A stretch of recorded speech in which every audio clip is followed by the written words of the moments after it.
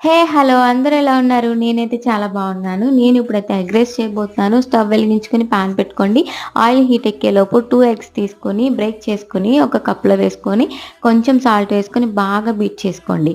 బాగా బీట్ చేసుకున్న తర్వాత ఎందుకంటే బాగా ఉప్పు అంతా కూడా కలిసిపోవాలి. అంత బాగా బీట్ చేసుకోండి. సో, పాన్ హీట్ ఎక్కిపోయిన తర్వాత ఈ ఆమ్లెట్ ఇది ఉంటది కదా! అందులో వేసుకొని అలాగా ఫుల్‌గా ఉక్కుర్లా చేసుకొని 2 పచ్చిమిరపకాయలు కూడా వేసుకొని బాగా వేయించుకోండి. ఆల్రెడీ బాయిల్డ్ రైస్ వేసుకొని పొడిగా చేసుకొని అందులో వేసేసుకొని ఒక స్పూన్ పెప్పర్ పౌడర్, ఒక స్పూన్ జీరా పౌడర్, ఒక స్పూన్ ధనియాల పౌడర్ వేసుకొని ఒక కప్పు సోయా సాస్ అండ్ చిన్న టమాటా సాస్ ప్యాకెట్ కూడా వేసుకొని బాగా కలుపుకోండి. సిమ్‌లో పెట్టుకొని కలుపుకోండి. అడుగు అంటకుండా చూసుకోండి. మాక్సిమం మీరు ఫ్రై పాన్స్ ఉంటాయి కదా! అందులో చేసుకోండి. చాలా వస్తాయి. ఈలోపు మన ఛానల్‌ని సబ్స్క్రైబ్ చేసుకొని లైక్ చేయండి.